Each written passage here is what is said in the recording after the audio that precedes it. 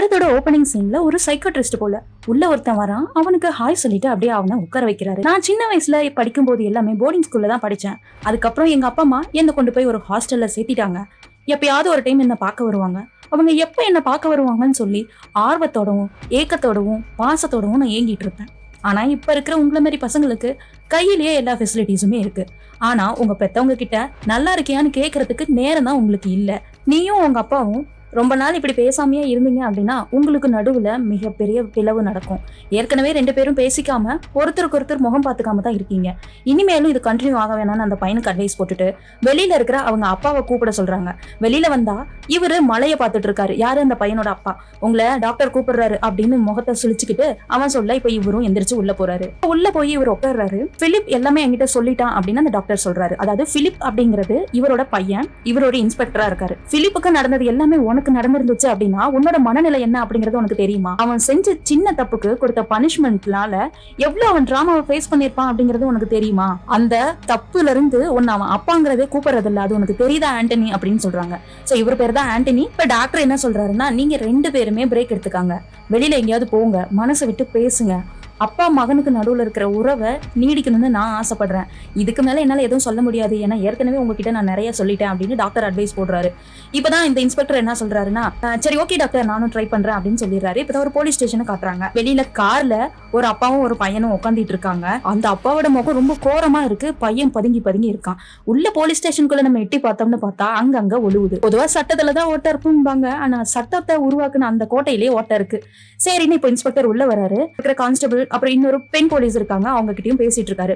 அப்பதான் அயரின் அப்படிங்கிற ஒரு பொண்ணு உட்காந்துட்டு இருக்கா. இவளுக்கு இங்க என்ன வேலை அப்படின்னு சொல்லி கேட்க, உள்ள ஒருத்தவங்க கம்ப்ளைண்ட் கொடுத்தது வந்திருக்காங்க, அவங்க கூட தான் அந்த பொண்ணு வந்திருக்கா அப்படின்னு சொல்ல, இவளுக்கு வேற வேலையே இல்ல அப்படின்னு சொல்லி நம்ம இன்ஸ்பெக்டர் கடுப்பாயிட்டு உள்ள போறாரு. ஏற்கனவே இந்த அயரினுக்கும் நம்ம இன்ஸ்பெக்டருக்கும் 7ஆம் பொருத்தம் போல. உள்ள போய் பார்த்தா ஒரு அம்மா பொண்ணு ஏதோ பத்தி கம்ப்ளைண்ட் பண்றதுக்காக வந்திருக்காங்க. அந்த பொண்ணு என்ன சொல்றா அப்படின்னு பாத்தீங்கன்னா, ராகேஷ் அப்படிங்கிறவன் என்கிட்ட ரொம்ப தப்பா பிஹேவ் பண்ணா, நான் பாத்ரூம்க்கு போனேன், அந்த சமயம் பார்த்து பாத்ரூம்குள்ள வந்து என்கிட்ட தப்பா நடந்துக்கா பிஹேவ் பண்ணா அப்படின்ற மாதிரி அந்த பொண்ணு சொல்லுது. அதுக்காக அந்த அம்மாவும் கூட வந்திருக்காங்க. வெளியில வந்திருக்கிறது யாரு அப்படின்னு கேட்க, அவ என்னோட ஃப்ரெண்டு அப்படின்ற மாதிரி அந்த பொண்ணும் சொல்லுது. இப்பதான் இந்த இன்ஸ்பெக்டர் இருக்கிறாருல்ல, ராணி ரோஜா அப்படிங்கிறது யாரு அப்படின்னு சொல்லி அந்த பொண்ணு கிட்ட கேக்குறாங்க. அவங்க 2 பேருமே என்னோட ஃப்ரெண்ட்ஸ் அப்படின்னு இந்த பொண்ணு சொல்ல, ஓ உன் ஃப்ரெண்ட்ஸா? ஆக்சுவலி எனக்கு என்ன நடந்துச்சுன்னு உனக்கு தெரியுமா? நீ காலேஜ்க்கே போகல, இந்த ராகேஷ் இருக்கான்ல அவனை நீ லவ் பண்ணிட்டு இருக்க, அவன் கூட பப்புக்கு போயிருக்க. சோ அங்க தினேஷ்னு இன்னொருத்தன் வந்திருக்கான், அவனையும் நீ லவ் பண்ணிருக்க. ஒரே டைம்ல 2 பசங்களை நீ லவ் பண்ணது அவனுக்கு தெரிஞ்சு போய் தான் அங்க ஒரு பிரச்சனை வந்திருக்கு. எங்க ராகேஷ் உனக்கு எதிராக ஏதாவது பண்ணிடுவானோன்னு சொல்லி பயந்து போய் இப்படி ஒரு பொய்யான கம்ப்ளைண்ட் கொடுக்க வந்திருக்கேன்னு சொல்ல, இந்த பொண்ணு அப்படியே ஆடி போயிருது. அவங்க அம்மாவும் அப்படியே ஷாக் ஆயிட்டு பாக்குறாங்க. இவளை நம்பி நம்ம வந்தா நம்ம பொண்ணு மேலதான் தப்பு அப்படின்னு சொல்லிட்டு பயந்து போய் அந்த போலீஸ்காரரை பாத்துட்டு இருக்காங்க. அம்மா நீங்க ஒரு பொண்ணு பெத்தவங்க, அது எல்லாமே எனக்கு தெரியுது. பொண்ணு தப்பு பண்ணிட்டா, அதை மறைக்கிறதுக்காக உங்களை பொய் கம்ப்ளைண்ட் கொடுக்கறதுக்காக இங்க கூட்டிட்டு வந்திருக்கா அப்படின்னு சொல்ல, இப்ப அம்மா பொண்ணை மறைக்கிறாங்க. பொண்ணும் அம்மா நான் இது எதுவுமே பண்ணவே இல்லைன்னு சொல்லிட்டு அம்மா கிட்ட இருந்து அம்மாவை நம்ப சொல்ல ட்ரை பண்ணிட்டு இருக்காங்க. அப்பதான் வெளியில அந்த ஐரின் ஒருத்தி இருக்கல, ஏற்கனவே அந்த ஐஸ்வர்யா கேஷ்லயும் இப்படிதான் வந்தா, அவ எல்லாத்தையுமே பண்ணா, கடைசியா ஐஸ்வர்யா பக்கம் தான் தப்பு இருக்கு அப்படின்னு சொன்ன உடனே அங்க இருந்து எஸ்கேப் ஆயிட்டா. அவளுக்கு அதேதான் வேலை. பெட்டர் உங்க பொண்ணை அவ கூட சேர வேணாம்னு சொல்லுங்கன்னு இந்த இன்ஸ்பெக்டர் சொல்லிடுறாரு. இப்ப அம்மா கோவமா கிளம்பி வெளியில போறாங்க. வெளியில ஐரின் என்னாச்சு அப்படின்னு கேட்க, இந்த பொண்ணு கதறி கதறி அழுவுது.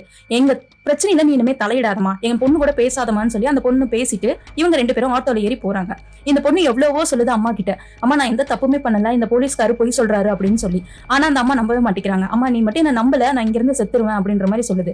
போய் செத்து தொலை, உன்னை என்ன காலேஜ் படிக்க அனுப்ப வச்சா நீ என்னென்னலாம் பண்ணிட்டு இருக்க, உனக்கு அப்பா இல்லைன்னு சொல்லிட்டு நான் சொந்த முயற்சியிலையும் கஷ்டப்பட்டு உனக்கு படிக்க வச்சிட்டு இருக்கேன், ஆனா உனக்கு இப்பவே ஆளு தேவையா அப்படின்ற மாதிரி ஒரு வார்த்தையை விட்டுறாங்க. சோ இதனால இந்த பொண்ணு அப்படியே மனசு உடைஞ்சு போயிடுது. பின்னாடி டெம்போ வந்துட்டு இருக்கு. சோ ஆட்டோ ஒரு நிமிஷம் நிக்க, அந்த சமயத்துல இந்த பொண்ணு வெளியில போக அங்கேயே விழுந்து இறந்து போயிருது. இப்ப அந்த இடத்துல அம்மாவும் ஷாக் ஆகி நிக்கிறாங்க, இவங்க கூட வந்து அந்த ஐரினும் ஷாக் ஆகி நிக்கிறா. மொத்த போலீஸ் ஸ்டேஷனே ஸ்தம்பிச்சு போயிடுது. ஆக்சுவலி இந்த இன்ஸ்பெக்டர் வெளியில கார்ல உட்காந்துட்டு இருந்தாங்கல்ல, அதுதான் அந்த ராகேஷோட அப்பாவும். ராகேஷோட அப்பாவுக்கு கொஞ்சம் பண பலம் இருக்குது அப்படின்றதுனால இன்ஸ்பெக்டர் அவங்க கிட்ட கொஞ்சம் பணத்தை வாங்கிக்கிட்டு இப்படி ஒரு கோல்மேல் வேலையை பண்ணதுனால போனது ஒரு உயிர். மேலிடத்துல இருந்து இவங்களுக்கு சப்போர்ட் இருக்கிறதுனால அவங்க கிட்ட பணத்தை வாங்கிக்கிட்டு அந்த பணத்துல கொஞ்சம் இந்த இன்ஸ்பெக்டர் வாங்கிக்கிட்டு இவ்வளவு பெரிய சம்பவத்தை பண்ணி விட்டுருக்காரு. இப்போ இந்த சீன் இப்படி கட்டாக இன்னொரு சீன் அப்படியே பஸ்ல, பேரு ஆண்டனி, இவர் ஒரு மொபைல் ஷாப் வச்சிருக்காரு, லேப்டாப் மொபைல்லாம் ரிப்பேர் பண்ற மாதிரி. ஸோ அந்த ஷாப்க்கு முன்னாடி 2 பசங்க நின்றுட்டு இருக்காங்க. ரிப்பேர் பண்ண கொடுத்துருப்பாங்க போல. பலான வீடியோஸ் எல்லாம் பார்த்து பாலா போச்சு லேப்டாப். இன்னுமே அந்த மாதிரி பார்க்காதீங்கப்பா, அதுல வைரஸ் நிறைய வந்துடும் அப்படின்னு சொல்லி அவர் அட்வைஸை போடுறாரு. இப்பதான் அந்த இடத்துக்கு ஒரு புரோக்கர் வராரு. ஆக்சுவலி கார்ல செகண்ட் ஹேண்ட்ல விற்கிறவர் போல. சரின்னு இவர் கார் ஒண்ணு கேட்டிருப்பாரு போல அவரோட பொண்ணுக்காக அப்படின்னு. இப்பதான் நமக்கே தெரியுது அந்த பொண்ணு வேற யாரும் இல்ல, போலீஸ் ஸ்டேஷன்ல அந்த பொண்ணு கூட சப்போர்ட்டுக்கு வந்திருப்பாங்கல்ல, ஐரின், அந்த பொண்ணு தான். சோ ஆண்டனி, அவங்க ஒய்ஃப் ஐரின், இவங்க 3 பேரும் ரொம்ப ஹாப்பியான லைஃபை லீட் பண்ணிட்டு இருக்காங்க. அவங்க பொண்ணுக்காக கார் வாங்கி கொடுத்துட்டாரு இல்ல, அதனால மொத்த குடும்பமே சந்தோஷமா ட்ரிப் போயிட்டு வர்றது, சந்தோஷமா பேசி சிரிச்சு இருக்கிறது அப்படின்னு சொல்லிட்டு இவங்களோட லைஃப் ஸ்மூத்தா போயிட்டு இருக்கு. ஆக்சுவலி இந்த பொண்ணு இல்லீகலா பணம் டிரான்ஸ்பர் பண்றாங்கல்ல, பேக் மணி எல்லாம் வச்சிருக்காங்கல்ல, சோ அவங்கள பத்தின டீடைல்ஸ் எல்லாத்தையுமே கண்டுபிடிச்சு கொடுக்கறது, அந்த வேலை தான் பார்ட் டைமா பண்ணிட்டு இருக்கு. ஒரு சைடு படிச்சுட்டும் இருக்கு. சோ இப்படியே போயிட்டு இருக்க, லேப்டாப்ல யாருக்கோ டாக்குமெண்ட் அனுப்பிச்சிட்டு இருக்கு. அப்பதான் அவங்க அப்பா வராரு. பக்கத்துல இருந்து உட்காந்து என்னமா பண்ற அப்படின்னு சொல்லி கேட்க, அந்த கரப்ஷன் ரிப்போர்ட் தான்ப்பா அனுப்பிச்சுட்டு இருக்கேன் அப்படின்னு சொல்றாங்க. நீ ஏன் டிரைவ்ல அனுப்புற, அதுவும் ஹேக் பண்ணலாம்ல அப்படின்னு சொல்ல, கரெக்ட் தான்ப்பா, ஆனா அவங்க ஹேக் பண்ணாலும் என்னால அந்த டாக்குமெண்ட்டை ரிகவர் பண்ண முடியும்ல, ஏன்னா என்கிட்ட எவ்வளவு பெரிய ஹேக்கர் இருக்கிறாருல்ல அப்படின்னு சொல்லுது. அதாவது நம்ம ஆண்டனி இருக்காருல்ல, அவரு ஹேக்கர் ரிலேட்டடான தொழில் தான் பண்ணிட்டு இருந்திருக்காரு. ஆனா என்ன ஆச்சு அப்படின்னு தெரியல. இப்ப ரிப்பேர் கடை வச்சிருக்காரு. இப்படிதான் ஒரு நாள் ராத்திரி எல்லாரும் சாப்பிட்டுட்டு இருக்காங்க. இந்த பொண்ணுக்கு அந்த ராஜேஷ் கிட்ட இருந்து திரும்ப போன் வந்துட்டே இருக்கு. யார் அது அப்படின்னு சொல்லி அவங்க அம்மா கேக்குறாங்க. அந்த பழைய கதை எல்லாத்தையுமே இந்த பொண்ணு சொல்லுது. அதாவது போலீஸ் ஸ்டேஷனுக்கு போனோம், அந்த பொண்ணு மேல தப்புன்னு சொல்லி திருப்பி விட்டுட்டாங்க, அதனால அவ இறந்து போயிட்டா. இறந்து போனவங்களுக்கு உயிரோடு இருக்கிற நம்ம தானே நீதி வாங்கி கொடுக்கணும்னு அந்த பொண்ணு சொல்ல, அப்பாவுக்கு ரொம்ப ப்ரௌடா ஃபீல் ஆகுது. இருந்தாலுமே அம்மாவுக்கு கொஞ்சம் பயமாவே இருக்கு. இப்படியே அன்னைக்கு சாயந்தரம் ஆகுது. அந்த பொண்ணு அவளோட ரூமுக்கு போகணும்னு சொல்லிட்டு அவளோட கார் எடுத்துட்டு கிளம்பிடுறா. அப்பா நீ ரூமுக்கு போன உடனே கால் பண்ணுமான்னு சொல்லிட்டு காலை கட் பண்ணிட்டாரு. இந்தான நம்ம இன்ஸ்பெக்டர் இருக்கிறாருல்ல, ஒரு ஹோட்டல்ல தட மேல ஏறி போறாரு. அங்க போய் பார்த்தா அவங்களோட பையன் இருக்கான்ல, அவன் ஃபுல்லா கஞ்சா அடிச்சிட்டு இருக்கான். சோ அங்க போயிட்டு அவன் கூட இருக்கிறவங்க எல்லாத்தையுமே அடிச்சு போட்டுட்டு இவங்க பையனை அடிக்க இவன் அங்க இருந்து ஓடி போயிடுறான். இவன் ஓடுறத அந்த ஹோட்டல்ல இருந்த மொத்த மக்களுமே பாக்குறாங்க. இது இன்ஸ்பெக்டருக்கும் அசிங்கமா இருக்கு, ஓடனா அந்த பையனுக்கும் அசிங்கமா இருக்கு. இந்த காலையில விடிஞ்சிருது. ஆண்டனி திரும்ப தன்னோட பொண்ணு ஐரினுக்கு கால் பண்ணிட்டே இருக்காரு. பொண்ணு கால் பிக் பண்ணல. தானே இன்ஸ்பெக்டர் இருக்கிறாருல்ல, அவர் திரும்பவும் அந்த சைக்காட்ரிஸ்ட் வராரு. நேத்து இப்படி ஒரு சம்பவம் நடந்து போச்சு, நான் பையனை பிடிச்சி அடிச்சிட்டேன் அப்படின்னு சொல்ல, சைக்காட்ரிஸ்ட் போட்டு காய்ச்சி முச்சுன்னு கத்துறாரு. நான் ஏற்கனவே உங்ககிட்ட வான் பண்ண, 2 பேரும் எங்கேயாவது வெளியில போங்க, 2 பேரும் தனியா எங்கேயாவது பேசுங்கன்னு சொல்லி திரும்ப நீ அதே தப்பே பண்ணிட்டு இருந்தீங்கன்னா அவனோட மென்டல் ஸ்டேட் என்ன ஆகுறது? அதுவும் இல்லாம அந்த போதை பொருள் சாப்பிடுறவன அவங்ககிட்ட இன்ட்ரடியூஸ் பண்ணதே நீதான். அப்ப எல்லா தப்பும் ஓ மேல வச்சுட்டு அவனை சும்மா குறை சொல்லாதன்னு இவரு திட்டி விட்டுறாரு. அப்பதான் ஒரு பிளாஷ்பேக் போகுது. அதாவது இந்த இன்ஸ்பெக்டரோட ஒய்ஃப் இருக்காங்கல்ல, அவங்க பிரசவத்திலேயே இறந்து போயிருப்பாங்க போல. அந்த சமயத்துல அந்த நர்ஸ் கொண்டுட்டு வந்து இந்த பையனை கொடுக்குறாங்க, யாரு இன்ஸ்பெக்டரோட பையனை.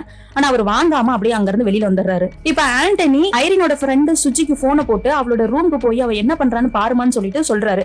சோ இவங்க போய் கண்டினியூஸா கதவை தட்டுறாங்க. உள்ள இருந்து யாருமே திறக்கவே இல்லை. சோ பக்கத்துல இருக்கிற ஒரு ஜாடியில ஒரு கீ இருக்கு. அந்த கீயை அவங்க எடுத்துக்கிட்டு உள்ள போறாங்க. உள்ள யாருமே இல்ல. இதை அவங்க அப்பாவுக்கு போன் பண்ணி இன்ஃபார்ம் பண்ணிடுறாங்க. சரி பொண்ணு காணாம போயிட்டா அப்படின்னு சொல்லிட்டு இந்த இன்ஸ்பெக்டர் இருக்கிற அதே ஸ்டேஷனுக்கு அந்த சுஜியை கூட்டிட்டு ஆண்டனி போறாரு.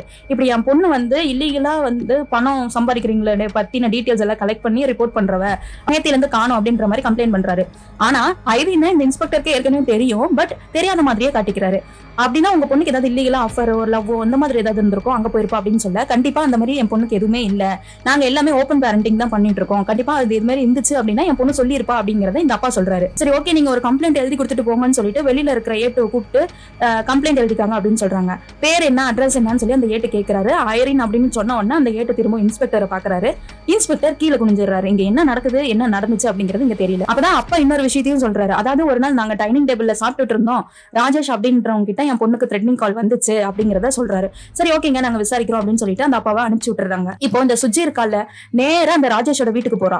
வீட்டுக்கு போய் அங்க இருக்கிற சர்வன் கிட்ட கேக்குறா, இவன் நேத்து எங்க போனான்னு சொல்லிட்டு. ஏன்னா ராஜேஷோட சட்டையெல்லாம் கிழிஞ்சு போய் கிடக்கு, உடம்பு ஃபுல்லாவே அடி வாங்கின மாதிரி கிடக்கு, படுத்து கிடக்குறான். சோ அவனை எழுப்பிட்டு இருக்கா. இந்த ஆண்டனி இருக்கிறாரு இல்ல, அவரு நேரா தேவா அப்படிங்கிற ஒரு போலீஸை பாக்குறதுக்கு போறாரு. எதனால போறாருன்னு பார்த்தா, நம்ம ஐரினோடைய கால் லிஸ்ட்ல கடைசியா தேவா அப்படிங்கிற இந்த போலீஸ் தான் அவளுக்கு கால் பண்ணிருக்காரு. எதுக்கு அவளுக்கு கால் பண்ணீங்கன்னு சொல்லி இப்ப ஆண்டனி கேக்குறாரு. ஆக்சுவலி ஒரு கேஸ் விஷயமா தான் நான் அவங்களுக்கு கால் பண்ணேன். அவங்க ஒரு பொண்ணு காணாம போன விஷயத்துல ஒருத்தர் மேல சந்தேகமா இருக்குன்னு சொன்னாங்க. அந்த நபர் மேல நாங்க கேஸ் போட்டு அது இப்ப கோர்ட்ல நடந்துட்டு இருக்கு, அதுக்கான ஹியரிங் நாளைக்கு தான் வருது அப்படின்னு சொல்றாங்க. சோ அங்க அந்த போலீஸ்கார் நம்ம ஆண்டனி கிட்ட என்ன டீடைல் சொன்னாருன்னு தெரியல. ஆனா ஒண்ணு மட்டும் சொல்றாரு, இந்த இன்ஸ்பெக்டர் இருக்கிறாருல, அவருக்கு உங்க பொண்ணு ஏற்கனவே தெரியும், அவரோட கேஸ் தான் நாளைக்கு கோர்ட்ல வருது அப்படின்னு சொல்றாங்க. ஆனா அவரு என் பொண்ணு தெரியாத மாதிரியே நடந்துகிட்டாரு அப்படின்னு சொல்ல இப்ப அப்பாவுக்கு டவுட் வந்துருச்சு. சரின்னு பொண்ணோட ரூமுக்கு போய் ஓபன் பண்ணி பார்த்தா ஏற்கனவே யாரோ ஒரு பொண்ணு இறந்து போன கேஸை பத்தி தான் இந்த பொண்ணு இன்வெஸ்டிகேட் பண்ணிட்டு இருக்கு. அதுக்கான டீடைல்ஸ் எல்லாமே அந்த பொண்ணோட ரூம்ல இருக்கிற போர்டுல இருக்கு. இப்போ இந்த ஆண்டனிக்கு தெரிஞ்சு போச்சு நம்ம பொண்ணுக்கும் இந்த இன்ஸ்பெக்டருக்கும் ஏதோ ஒரு சம்பந்தம் இருக்கு, அவ காணாம போனதுக்கு இதுக்கு ஏதோ ஒரு சம்பந்தம் இருக்கு அப்படின்னு சொல்லி இவர் ஒரு முடிவுக்கு வராரு. சோ இப்போ நியூஸ்ல வந்து சொல்லிட்டாங்க இந்த மாதிரி ஐரின்ற பொண்ணு நேத்தில இருந்து காணும் அப்படின்னு சொல்லிட்டு. அப்புறம் வந்து அந்த இன்ஸ்பெக்டர் ஏட்டு இன்னொரு பொம்பளை போலீஸ் இவங்க எல்லாருமே பக்கத்துல இருக்கிற ஒரு சிசிடிவி வந்து செக் பண்ணும்போது அவங்க ஒரு 15 நிமிஷத்துக்கு முன்னாடி, அதாவது அங்க இருந்து டிராவல் பண்ற 15 நிமிஷத்துக்கு முன்னாடி ஒரு சூப்பர் மார்க்கெட்ல பொருட்கள் எல்லாம் வாங்கினது பதிவாயிருக்கு. அப்போ அந்த 15 நிமிஷத்துக்குள்ளதான் ஏதோ நடந்திருக்கு. சோ நம்ம வந்து 3 பக்கமும் தேடி பார்த்தோம்னா தெரிஞ்சிடும் அப்படின்னு சொல்ல இந்த இன்ஸ்பெக்டர் நான் அந்த மெடிக்கல் இருக்கிற அந்த ஏரியா பக்கம் சர்ச் பண்ணி பாக்குறேன், நீங்க மத்த ஏரியா பக்கம் சர்ச் பண்ணுங்க அப்படின்னு சொல்லிட்டு இவரு 3 பேரும் 3 டீமா பிரிஞ்சு போறாங்க. ஒரு மெடிக்கல் இருக்கு, அந்த மெடிக்கல்ல இருக்கிற சிசிடிவியை பார்க்கும் போதுதான் நமக்கு இங்க ஒரு பிரேக் த்ரூ இருக்கு. என்னன்னு பார்த்தா ஐரின் காரை நிறுத்திட்டு அவங்க அப்பா அம்மா கூட பேசிட்டு இருந்திருப்பா. அப்ப நோ பார்க்கிங்ல தான் அந்த பொண்ணு நின்னு பேசிட்டு இருந்திருக்கும். அப்பன்னு பார்த்து இந்த போலீஸ் இருக்காருல்ல, இவர் அவங்க பையன் அடிச்சுட்டு கீழே வேகமா வந்திருப்பாரு, அந்த கோவத்துல இருந்திருப்பாரு. அப்ப இந்த பொண்ணை பார்த்த உடனே டென்ஷன்ல நீ எதுக்கு இங்க பார்க் பண்ணிருக்கே அப்படின்னு சொல்லி கத்துறாரு. அந்த பொண்ணுக்கு தெரிஞ்சு போச்சு இவர் குடிச்சிருக்காருன்னு சொல்லிட்டு. ஏதாவது நாளைக்கு பேசிக்கலாம்னு அந்த பொண்ணு சொல்லுது. ஆனா இவரோ காரு கண்ணாடியா இருக்குன்னு திட்டிட்டே இருக்காரு. அதனால பயந்து போய் அந்த பொண்ணு கார் எடுத்துட்டு போயிருது. பின்னாடியே இவர் காரும் ஃபாலோ ஆகுது. இது எல்லாமே அங்க இருக்கிற சிசிடிவிலையும் ரெஜிஸ்டர் ஆகுது. அதுக்கப்புறம் அந்த சிசிடிவில இருக்கிறது எல்லாத்தையுமே இவர் டெலீட் பண்ணிட்டு எந்த போலீஸ் ஆபீசர் வந்தாலுமே 1 மாசமா சிசிடிவி வேலை செய்யலன்னு நீங்க சொல்லணும்னு சொல்லிட்டு மிரட்டிட்டு போயிடுறாரு. இப்ப இந்த ராஜேஷ் இருக்கான் அவன் எந்திரிச்சிட்டான். இப்ப இந்த சுஜி போய் நீ என்ன பண்ண ஐரின் நீ என்ன பண்ணன்னு சொல்லி கத்துறா. நான் இவளை எதுவுமே பண்ணலன்னு சொல்லிட்டு அசால்ட்டா இவன் பாட்டுக்கு வரான். ஆக்சுவலி இவனுக்கும் அந்த பொண்ணு மிஸ் ஆனதுக்கு ஏதோ சம்பந்தம் இருக்கு போல. இந்த பொண்ணு கண்டினியூஸா கேட்டுட்டே இருக்க, அவன் சொல்லவே மாட்டேங்கிறான். இப்ப இந்த பொண்ணு திரும்பவும் போலீஸ் ஸ்டேஷன் வருது. அதே இன்ஸ்பெக்டர் கிட்ட எனக்கு அந்த ராஜேஷ் மேல டவுட்டா இருக்கு. ராஜேஷும் நானும் கசின்ஸ் தான், ஆனா ஐரினும் நானும் ஃப்ரெண்ட்ஸ் ஆனதுக்கு அப்புறம் தான் ராஜேஷ்க்கும் ஐரினுக்கும் ஒரு இஷ்யூ போயிட்டு இருக்கிறது எனக்கு தெரிய வந்துச்சு. இவ்வளவு அசிங்கம் பண்ணவன் என்னோட குடும்பத்துல இருக்கிறான்னு சொல்றதுக்கு எனக்கு அசிங்கமா இருந்துச்சு. அதனாலதான் ராஜேஷ் எனக்கு தெரியும் அப்படிங்கறத ஐரின் கிட்ட இருந்து நான் மறைச்சிட்டேன் அப்படின்ற மாதிரி இந்த பொண்ணு சொல்லுது. இப்பதான் இன்னொரு கான்ஸ்டபிள் வராரு. சார் நம்ம எல்லா இடத்துலயுமே தேடி பார்த்துட்டோம், நம்ம போலீஸ் ஸ்டேஷனுக்கு எதிர்த்தாப்புல ஒரு காட்டு பகுதி இருக்கு, அந்த சைட்ல தான் நம்ம இன்னும் தேடி பார்க்கல, நம்ம போய் அங்க தேடி பார்க்கலாமாங்க சார் அப்படின்னு சொல்லிட்டு ஒரு கான்ஸ்டபிள் கேக்குறாரு. சரின்னு சொல்லி அங்க போய் தேடி பார்த்தா அந்த பொண்ணோட பாடிய யாரோ ரொம்ப கொடூரமான முறையில அடிச்சு கொண்டு இருக்காங்க.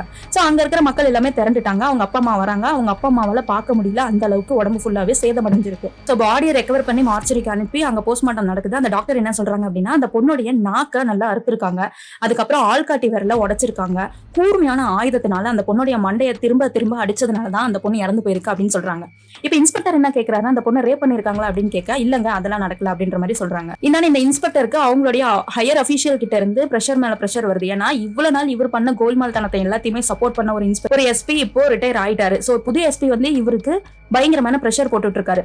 சோ அப்பதான் இந்த ஐரின் கேஸ விசாரிக்கிறதுக்காகவே இன்னொரு போலீஸா அப்பாயிண்ட் பண்றாரு. இவர் பேரு தேவா கிட்ட அந்த பொம்பளை போலீஸ் இருப்பாங்கல்ல, அவங்க வந்து அவங்க அப்பா ஆண்டனி இருக்காருல்ல அவரை பத்தி எக்ஸ்பிளைன் பண்றாங்க. என்னன்னு பார்த்தா இந்த பொம்பளை போலீஸ் அந்த ஆண்டனி எல்லாருமே ஒன்னாதான் படிச்சிருக்காங்க. சோ அவரு அந்த காலேஜ் லைஃப்ல இருந்தே ரொம்ப டாலா இருப்பாரா, ரொம்ப அமைதியா இருப்பாரா. சோ அதனால அவர் கூட நிறைய பேர் பேச மாட்டாங்களாம். இவர் யாருமே நம்ம கூட பேச மாட்டேங்கிறாங்களே அப்படின்னு சொல்லி கவலைப்பட மாட்டாராம். அந்த சமயத்துல இவர் நல்ல டெக்னாலஜிஸ் வந்து லேர்ன் பண்ணுவாராம். நிறைய ஹேக்கர் ரிலேட்டடா, பிளாக் செயின் ரிலேட்டடா இவர் படிக்க ஆரம்பிச்சாராம். சோ இவர் கூட சேர்ந்து 4 நண்பர்கள் ஒரு கம்பெனி ஆரம்பிச்சாங்களாம். ஆனா கவர்மெண்ட் அபிஷியலோட வெப்சைட்டை ஹேக் பண்ணி அவங்க 3 பேருமே ஜெயிலுக்கு போயிட்டாங்களாம். என்னதான் இவரு அந்த ஹேக்ல வந்து பங்கு எடுக்கல அப்படின்னாலுமே இவர் மேலேயும் ஒரு கேஸ் போட்டு இவரை வந்து அந்த ஹேக்கிங் ரிலேட்டடான எந்த தொழிலும் பண்ணக்கூடாது அப்படின்னு சொல்லிட்டு ஒரு உத்தரவு பிறப்பிச்சிருக்காங்க. அதனாலதான் அவர் இப்போ லேப்டாப் ரிப்பேர் பண்ற வச்சிருக்காராம். அவர்கிட்ட நீங்க கொஞ்சம் ஜாக்கிரதையாவே இருங்க சார். சப்போஸ் அவர் மட்டும் ஏதாவது ஒரு மார்க் வச்சுட்டாரு அப்படின்னா அதுல அவர் எந்த லெவலுக்கு வேணா போவாருன்னு சொல்லிட்டு இந்த தேவா கிட்ட இவர் சொல்லிட்டு இருக்காங்க. இந்த ஐரினுக்கு இறுதி சடங்கு எல்லாமே நடந்துட்டு இருக்கு. இந்த இடத்த என் பொண்ணே போயிட்டா, இனிமேதான் என் பொண்ணை யாரு கொண்டாங்க அப்படிங்கிற டீட்டெயில் தெரியாம நான் சாக மாட்டேன் அப்படின்னு அப்பா சவால் விடுறாரு. அம்மா என் பொண்ணை கொண்டுட்டாங்களே, என் பொண்ணு எப்படி இறந்து போனான்னு கூட தெரியலையே, கடைசியா அவன் முகத்தை கூட என்னால பார்க்க முடியலன்னு அழுறாங்க. இந்த இன்ஸ்பெக்டர் வீட்டுக்கு வந்துட்டாரு. அவரோட பையன் எங்கேயோ எல்லா துணியும் பேக் பண்ணிட்டு இருக்கான். எங்கடா போற அப்படின்னு கேட்க இனிமே உங்களோட மனுஷன் வாழ முடியாது அப்படின்னு சொல்லி திட்டிவிட்டு அங்கிருந்து அவன் கிளம்பி போயிடுறான். கிளம்புறதுக்கு முன்னாடி வீட்டுல நியூஸ் ஒண்ணு வருது. அதாவது இந்த ஐரின் இறந்து போன கேஸ்ல இந்த இன்ஸ்பெக்டருக்கும் பங்கு இருக்கு அப்படின்ற மாதிரி நியூஸ்ல வருது. இதை பார்த்து அந்த பையன் மேலங்கிலையும் பார்த்துட்டு போறான். இந்த ஐரினோட அப்பா ஒரு பஸ் ஸ்டாண்ட்ல உட்காந்துட்டு இருக்காரு. அங்க சுடோகுமார் எதையோ எழுதிட்டு இருக்காரு. இவனோட ஃப்ரெண்டு கூட, யாரு இன்ஸ்பெக்டரோட பையன் ஃப்ரெண்டு கூட தங்கறதுக்காக வந்தாருன்னா இன்ஸ்பெக்டர் திரும்ப திரும்ப திரும்ப கால் அடிக்கிறாரு. ஆனா அந்த பையன் எடுக்கவே மாட்டேங்கிறான். பக்கத்துல இருக்கிற பையன் உனக்குள்ள அப்பா இருந்தும் உனக்கு அவருடைய அருமை தெரியல, எனக்குலாம் ஃபேமிலியே இல்ல, நான்லாம் ஏங்குறேன் அப்படி இப்படின்னு அட்வைஸ் போட, அவரை பத்தி உனக்கு தெரியுமா, உன் வேலையை மட்டும் பாருன்னு சொல்லிட்டு இந்த பையன் திட்டிட்டு விட்டுறான். இந்த ராஜேஷ் வீட்டுல உட்காந்து சாப்பிட்டுட்டு இருக்கான், ராஜேஷோட அப்பாவும் உட்காந்து சாப்பிட்டுட்டு இருக்காங்க. சரி, அப்பதான் இந்த இன்ஸ்பெக்டருக்கும் ஐரின் காணாம போனதுக்கும் சம்பந்தம் இருக்குன்னு நியூஸ் வருது. அந்த நியூஸை வந்து பார்த்த உடனே அப்பாவும் மகனும் ஒருத்தருக்கு ஒருத்தர் பாத்துக்கிறாங்க. புதுசா ஐரின் கேஸ்ல வந்த அந்த தேவா ராஜேஷோட வீடு எல்லாத்தையுமே சோதனை பண்றாரு. அதுக்கப்புறம் அந்த மெடிக்கல்ல இருக்கிற சிசிடிவி எல்லாமே செக் பண்றாரு. எப்படி இருக்கும், அவர் தான் ஏற்கனவே டெலீட் பண்ணிட்டாரு. சோ அந்த வீட்ல இருந்து எந்த விதமான தடையுமே கிடைக்கல. எல்லாருக்கும் இந்த தேவாவோட டீம் அங்க இருந்து கிளம்பிடுறாங்க. இப்ப இன்ஸ்பெக்டருக்கு ஒரு வீடியோ கிடைக்குது. என்னன்னு பார்த்தா ஐரினோட கார் பின்னாடியே இந்த ராஜேஷோட காரும் வேகமா போகுது. இப்ப தேவா என்ன பண்றாருன்னா டைரக்டா எஸ்பி கிட்ட போயிட்டு எனக்கு இந்த இன்ஸ்பெக்டர் மேல டவுட்டா இருக்கு அப்படிங்கிற மாதிரி சொல்லிட்டு இருக்காரு. இன்ஸ்பெக்டர் என்ன பண்றாருன்னு பார்த்தா ஒரு பப்ல இந்த ராஜேஷ் கிட்ட பேசிட்டு இருக்காரு. இது எல்லாமே வீடியோவா இருக்கு. இந்த வீடியோவை பார்த்துட்டு இருக்கிறது யாரு, நம்ம இன்ஸ்பெக்டர். அதாவது ராஜேஷை இவர் பப்ல மீட் பண்ணி பேசினது எல்லாத்தையுமே இந்த இடத்த டெலீட் பண்றாரு. என்னன்னா ஆண்டனி இருக்காருல்ல, அவர் ஏதோ எழுதிட்டு இருக்காருன்னு சொன்னல, அந்த சுடோகு மாதிரி அதை எழுதி முடிச்சிட்டாரு. அவரோட பேக் எடுத்துட்டு போயிடுறாரு. இப்ப எஸ்பி இருக்காருல்ல, அவரு பெண்டிங் கேஸ் மேல என்னென்ன இருக்கு அப்படிங்கறத பத்தி இந்த இன்ஸ்பெக்டர் கிட்ட கேட்க அந்த டீடைல்ஸ் எல்லாமே இவரு சொல்லிட்டு இருக்காரு. அப்பதான் ஸ்டாஃப்ஸ், அதாவது அந்த இன்ஸ்பெக்டர் வேலை செய்யற அந்த போலீஸ் ஸ்டேஷன்ல இருக்கிற ஸ்டாஃப்ஸ் எல்லாம் ஒரு இடத்துல உட்காந்து பேசிட்டு இருக்காங்க. அப்போ அந்த கான்ஸ்டபிளோட பையன் வரான். அவங்க அப்பா சொல்றது எல்லாமே பொறுப்பா கேட்கறான். இதை வந்து அந்த பொம்பளை போலீஸ் இருந்துட்டு உங்க பையன் நீங்க சொல்றது எல்லாமே கேட்கறான், ரொம்ப நல்ல வளர்ப்பு அப்படின்னு சொல்ல, கான்ஸ்டபிள் என்ன பண்றாருன்னா இது எல்லாமே நம்ம சின்ன வயசுல இருந்தே வளர்த்தணும். பெரியவங்க ஆனா அவங்க நம்ம சொல்றதை கேட்க மாட்டாங்க, சின்ன வயசுல பழக்கம் பண்ணிட்டோம்னா எல்லாம் நம்ம பேச்ச கேட்பாங்க அப்படின்னு சொல்ல இது இன்ஸ்பெக்டருக்கு உரைக்குது. அப்பதான் இன்ஸ்பெக்டருக்கு சரியான மெசேஜ் வருது. என்னன்னு பார்த்தா இந்த ராஜேஷ் கிட்ட இருந்து தான், சார் சீக்கிரம் எனக்கு கால் பண்ணுங்க அர்ஜென்ட் அப்படின்னு மெசேஜ் போடுறோம். சரின்னு கால் பண்ணா அந்த கால் ராஜேஷோட அம்மாவுக்கு கனெக்ட் ஆகுது. நீங்க யாரு அப்படின்னு சொல்லி கேட்க, நான் தான் ராஜேஷோட அம்மா, நீங்க யாரு பேசுறது அப்படின்னு இவரு கேட்கிறாரு. நான் இன்ஸ்பெக்டர் அப்படின்னு சொன்ன உடனே நானே உங்களுக்கு கால் பண்ணலாம்னு நினைச்சேன் சார், ராஜேஷ் பேர்ல ஒரு கொரியர் வந்திருக்கு அப்படின்னு சொல்ல இவர் ராஜேஷ் வீட்டுக்கு போறாரு. சோ அங்க ராஜேஷ 2 நாளா காணுமா. சார் இது ராஜேஷோட போன் சார் அப்படின்னு சொல்லி அந்த பார்சல் ஓபன் பண்ணி பாக்குறாங்க. அந்த டிஸ்பிளேவை அப்படியே ஆன் பண்ணா நம்ம இன்ஸ்பெக்டரோட போன்ல என்ன வால்பேப்பர் இருக்கோ அதே வால்பேப்பர் தான் அவனோட போன்லயும் இருக்கு. ஸ்வைப் பண்ணி பார்த்தா பாஸ்வேர்டு தெரியல. இன்ஸ்பெக்டர் என்ன பண்றாருன்னா அவரோட பாஸ்வேர்டை என்டர் பண்றாரு. அந்த போனும் ஓபன் ஆகுது. என்னடா ஷாக்கு, அதுல ஒரே ஒரு கேலரி மட்டும் இருக்கு. அந்த கேலரியை ஓபன் பண்ணி அதுல இருக்கிற வீடியோவை பிளே பண்ணி பார்த்தா அதுல ஐரினோட அப்பா ஆண்டனி இருக்காருல்ல, அவரு ஒரு மூட்டையா அவுக்குறாரு. அந்த மூட்டையில இருக்கிறது வேற யாரும் இல்லைங்க, நம்ம ராஜேஷ் பையன் தான். ஐயோ வலிக்குது வலிக்குதுன்னு கதறான். இந்த ராஜேஷோட அம்மாவோ கதறாங்க. இங்க ஐரினோட கேஸ ஹேண்டில் பண்ண அந்த தேவாந்திர அந்த போலீஸ் ஆபீசரும் வந்துடுறாரு. என் பொண்ணோடைய சாவுல சம்பந்தப்பட்ட ஆளு இவன் தான், இவனுக்கு நான் இப்ப பனிஷ்மெண்ட் கொடுக்க போறேன், அடுத்த இன்ஸ்பெக்டர் நீ தான் அப்படின்னு சொல்லி ஆண்டனி மிரட்டுறாரு. அதுக்கப்புறம் என்ன பண்றாருன்னு பார்த்தா வண்டியில 2 நாயை வச்சிருக்காரு. இந்த ராஜேஷ தரத்தரன்னு இழுத்துட்டு போய் அந்தான போட்டுட்டு அந்த நாயை அவுத்து விட்டுறாரு. ஐயோ அம்மான்னு கதற சத்தம் தான் கேக்குது. அதுக்கப்புறம் அவனுக்கு என்னாச்சு அப்படிங்கிற டீட்டெயில் அங்க தெரியல. திரும்பவும் இந்த ராஜேஷோட அப்பாவும் நம்ம இன்ஸ்பெக்டரும் எஸ்பியை பார்க்க போறாங்க. எஸ்பி நம்ம இன்ஸ்பெக்டர் மேல கழுவி ஊத்துறாரு. இன்னும் எத்தனை பிளாக் மார்க்கே வரும், நீ இந்த கேஸ்ல சம்பந்தப்பட்டிருக்கியா இல்லையா அப்படின்னு சொல்லி கேட்க, சார் நான் இந்த கேஸ்ல சம்பந்தம் எல்லாம் படல, வேணும்னா இந்த கேஸ்ல ரிலேட்டடா இருக்கிற அந்த தேவாவை கூப்பிட்டு விசாரிங்க, என்ன பத்தி ஏதாவது இதுல க்ளூ வந்திருக்கான்னு. ராஜேஷ் இதுல சம்பந்தப்பட்டிருப்பான், அதனால ராஜேஷ் அவன் கொண்டு இருக்கான். இதோட இந்த பேச்சை விட்டுருங்கன்னு சொல்லிட்டு இவர் எந்திரிச்சு வந்துடுறாரு. நேரா சைக்காட்ரிஸ்ட பார்க்க வராரு. என் பையன் இப்படி போயிட்டான், எனக்கு ஏற்கனவே நிறைய பிரஷர் இருக்கு அப்படின்னு சொல்லி பேசுறாரு. கடைசி வாய்ப்பையா, ஒரே ஒரு டைம் நீயும் உன் பையனும் வெளியில போயிட்டு வாங்க, எங்கேயாவது லாங்கா போயிட்டு வாங்க அப்படின்னு இந்த டாக்டரும் ரெக்வஸ்ட் பண்றாரு. இந்த போலீஸ் ஸ்டேஷன் முன்னாடி நியூஸ் சேனல்காரங்க வந்துடுறாங்க. நாங்க போலீஸ் ஸ்டேஷன் முன்னாடி தான் இருக்கோம், இங்க எந்த விதமான பதட்டமுமே இல்லையா அப்படின்னு சொல்லி அவங்க ஹையர் அபிஷியலுக்கு இவங்க போன் பண்ணி பேசிட்டு இருக்காங்க. இந்த இடத்துக்கு இப்ப இன்ஸ்பெக்டர் வந்துடுறாரு. அதாவது போலீஸ் ஸ்டேஷனுக்கு இன்ஸ்பெக்டர் வந்துடுறாரு. ஏட்ட கூப்பிட்டு நான் அந்தான 1 வாரத்துக்கு லீவு, இனிமே எந்த கேஸ் வந்தாலும் நீங்களே ஹேண்டில் பண்ணிக்கோங்க அப்படின்ற மாதிரி சொல்றாரு. இப்ப போலீஸ் ஸ்டேஷனுக்குள்ள அந்த நியூஸ் சேனல்ல ஒர்க் பண்ற ஒரு பொண்ணு வருது. ராஜேஷ கொண்டுட்டாங்கன்னு நமக்கு தெரியும்ல சார், அந்த பொண்ணவரே வந்து சரண்டர் அடைய போறாராம், அதனால எங்களுக்கு போன் வந்துச்சு, இன்ஃபார்ம் பண்ணிட்டு போலான்னு சொல்லிட்டு அந்த பொண்ணு வந்து சொல்லிட்டு போகுது. யார் நம்பர்ல இருந்து உனக்கு போன் வந்துச்சுன்னு சொல்லி அந்த நம்பரை இன்ஸ்பெக்டர் வாங்கிடுறாரு. சோ அந்த நம்பருக்கு நீங்க கால் பண்ணி டீடைல்ஸ் கேட்டுக்காங்க, இனிமே எந்த கேஸும் எனக்கு வர வேணா, நான் உள்ள போய் உட்காருன்னு சொல்லிட்டு இன்ஸ்பெக்டர் உட்காந்துறாரு. இப்பதான் மிகப்பெரிய ட்விஸ்ட்.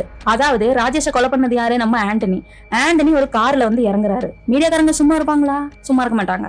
சொல்லட்டி கவரேஜ் பண்றாங்க. அது லைவ் நியூஸாவும் வந்துட்டு இருக்கு. இந்த கேஸ்ல இவனும் சம்பந்தப்பட்டிருக்கான்ல யாரு, நம்ம இன்ஸ்பெக்டர்.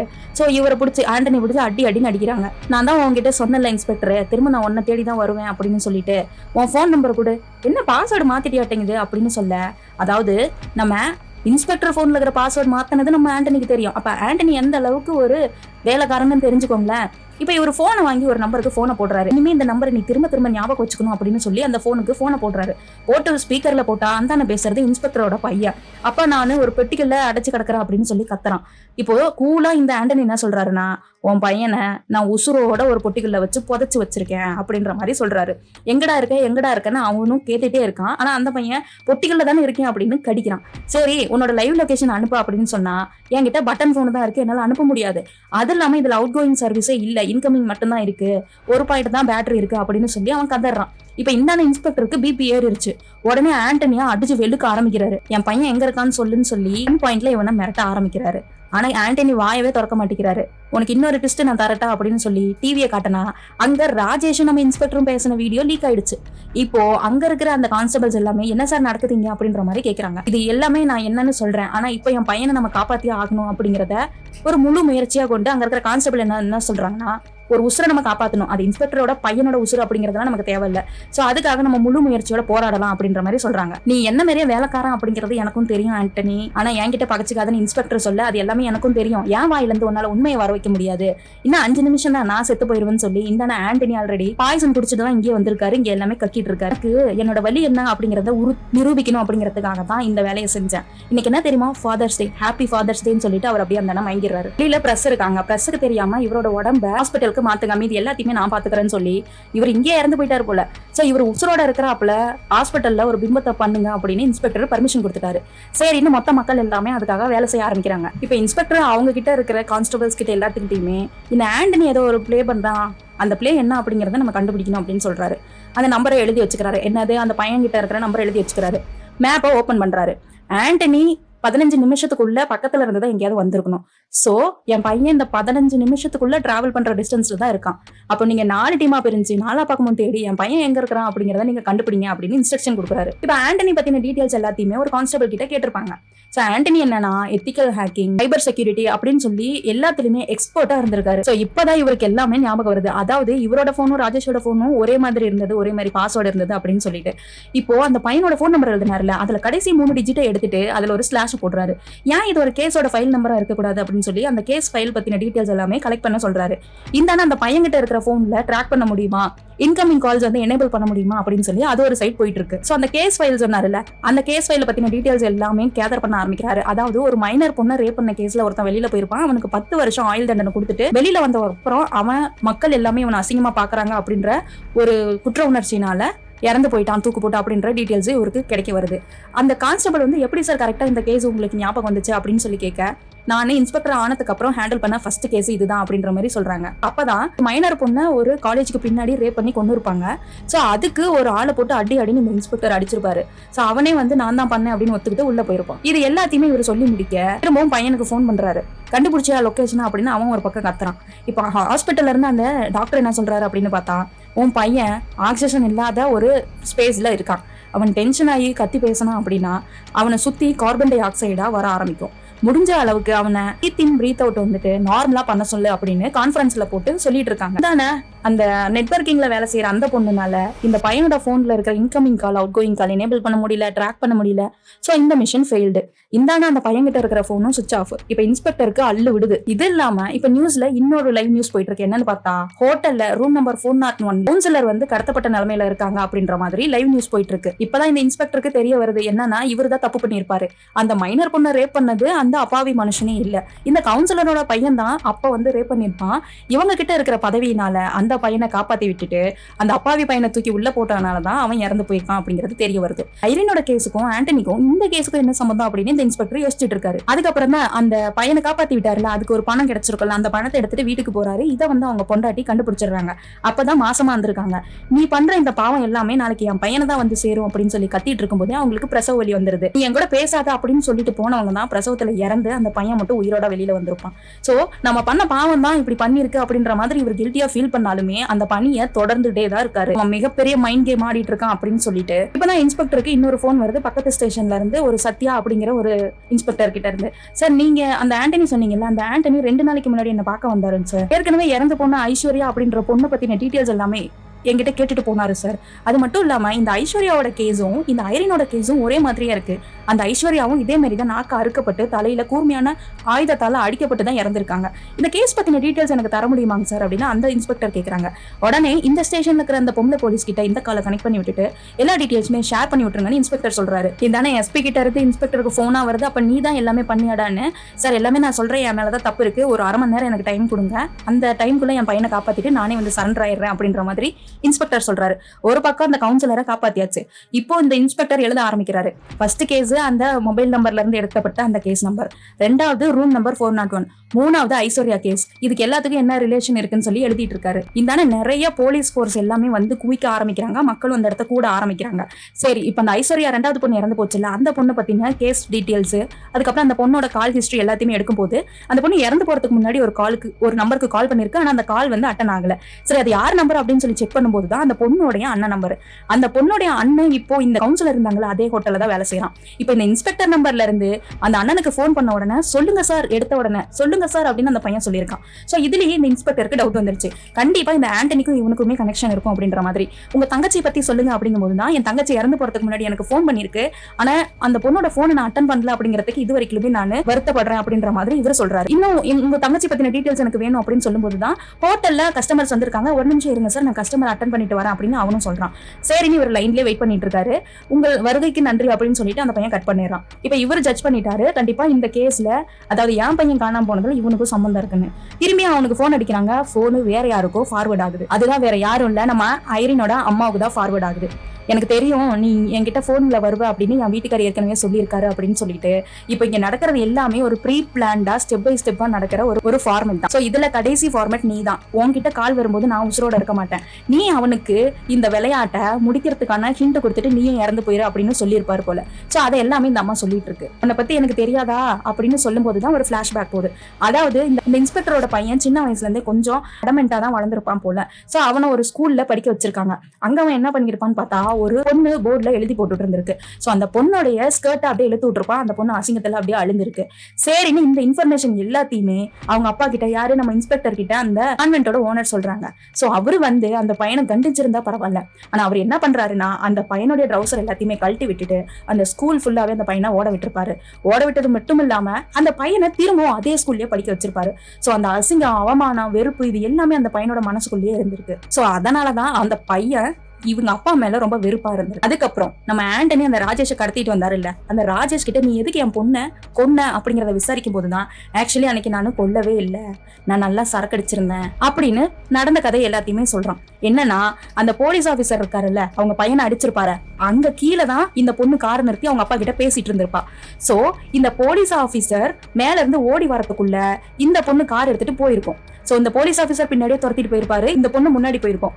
ஒரு கட்டத்துல அந்த போலீஸ் ஆபீசர் கிட்ட இருந்து இந்த பொண்ணு தப்பிச்சிருது. இப்போ இந்த இடத்த அந்த கோவத்தோட போலீஸ் ஆபீசரோட பையன் வந்து நின்னுட்டு இருக்கான். இவன் ஏற்கனவே சைக்கோ மாதிரி தான். இவங்கிட்ட யாராவது விரலை நீட்டி பேசினா இவனுக்கு சுத்தமா பிடிக்கவே பிடிக்காது. அவன் சின்ன வயசுல அனுபவிச்ச அந்த டிராமா எல்லாமே இவனுக்கு அப்படியே ஞாபகம் வந்து ஒரு மாதிரி சைக்கோ மாதிரி ஆயிடுவான். சோ இந்த பொண்ணு மறைக்காதுடா அப்படின்னு சொல்லி பேசியிருக்கு. அதனால என்னடி என்கிட்டயே நீ கை நீட்டி பேசுறியான்னு சொல்லி அந்த கல் எடுத்து அந்த பொண்ணை அடிக்க ஆரம்பிச்சிருக்கான். சோ இதை எல்லாத்தையுமே போதையில இருந்த அந்த ராஜேஷ் பார்த்திருக்கான். ஆனா அவனால எதுவுமே செய்ய முடியல. இவனுக்கு ஏன் இந்த பொண்ணு மேல இவ்வளவு கோவம்னு பார்த்தா, அந்த ஃபர்ஸ்ட் கேஸ்ல அதாவது அந்த ராஜேஷ் பாத்ரூம்குள்ள வந்துட்டான்னு கம்ப்ளைண்ட் பண்ண போகும்போது அந்த பொண்ணு இறந்து போயிருப்பாள்ல, அதுக்கு அந்த ஐரின் இவங்க அப்பாவும் இவனும் ஒரு ரெஸ்டாரண்ட்ல உட்காந்து பேசியிருந்திருப்பாங்க. அந்த சமயத்துல வந்து அவங்க அப்பாவை வார்ன் பண்ணிருப்பா. அப்ப அவங்க அப்பாவை வார்ன் பண்ணும்போது விரலை நீட்டி பேசியிருப்பா. இது வந்து அவனுக்கு ட்ரிகர் ஆயிருக்கு. ஏன்னு பார்த்தா இவங்க அப்பா எப்பயுமே இவங்க முன்னாடி விரலை நீட்டி தான் பேசுவாரு, கொஞ்சம் கூட பாசமா நடந்துக்க மாட்டாரு அப்படின்றனால. சோ இந்த ஐரினை கொன்னது தன்னோட பையன் தான் அப்படிங்கிறது ஐரினோட அம்மா மூலியமா, எடுத்துக்காட்டு மூலியமா இவருக்கு தெரிய வருது. இப்ப ஐரினோட அம்மா வந்து இரும்ப ஆரம்பிக்கிறாங்க. எதனாலன்னு பார்த்தா அவங்க ஏற்கனவே விஷம் குடிச்சிட்டாங்க. நான் உங்களை காப்பாத்துறேங்க, உங்களுடைய வீட்டை வந்து திறந்து விடுங்க அப்படின்னு சொல்ல, நான் வீட்டெல்லாம் திறந்து விட மாட்டேன் அப்படின்னு சொல்லிட்டு அந்த அம்மா விடாப்படியா உள்ள உட்காந்துக்கிறாங்க. வீட்டுக்கு வெளியில போலீசார் வந்து குவிறாங்க. ஆனா அந்த அம்மாவை காப்பாற்ற முடியல, அவங்க இறந்து போயிடுறாங்க. ஐரினோட அம்மா இறந்து போறதுக்கு முன்னாடி இந்த இன்ஸ்பெக்டரை பத்தி உன்னை பத்தி எங்க வீட்டுக்காரி என்கிட்ட சொல்லியிருக்காங்க, நீங்க ரெண்டு பேருமே ஒரே வேவ்லன் தான், ஏன்னா டிபார்ட்மெண்ட் தான் வேற அப்படின்ற மாதிரி சொல்லியிருக்காங்கன்னு சொல்லிட்டு இறந்து போயிடுச்சு. இப்போதான் இன்ஸ்பெக்டருக்கு கொஞ்சம் ஞாபகம் வருது, அவரோட வீட்டை நம்ம இன்னும் செக் பண்ணியே பார்க்கலன்னு சொல்லிட்டு எல்லாரும் அவரோட வீட்டுக்கு போறாங்க. இப்போ வேகமா ஓடி இன்ஸ்பெக்டரோட வீட்டுக்கு பின்னாடி குழியை தோண்டி பார்த்தா அங்க இன்னொரு ஷாக் என்னன்னா, அங்க ராஜேஷ் ஆக்சிஜன் மாஸ்கோடயே இருக்கான். இப்ப ராஜேஷ் எங்க இருக்கான்னா, உங்க பையன் எங்கன்னு இன்ஸ்பெக்டர் கிட்ட கான்ஸ்டபிள்ஸ் எல்லாம் கேட்க இப்போ அந்த ஹிண்ட் வந்து ஞாபகம் வருது. அதாவது கடைசியா அந்த பொண்ணோட அம்மா சொல்லியிருப்பாங்க, தேவனின் கையேந்தி அப்படின்னு சொல்லிட்டு.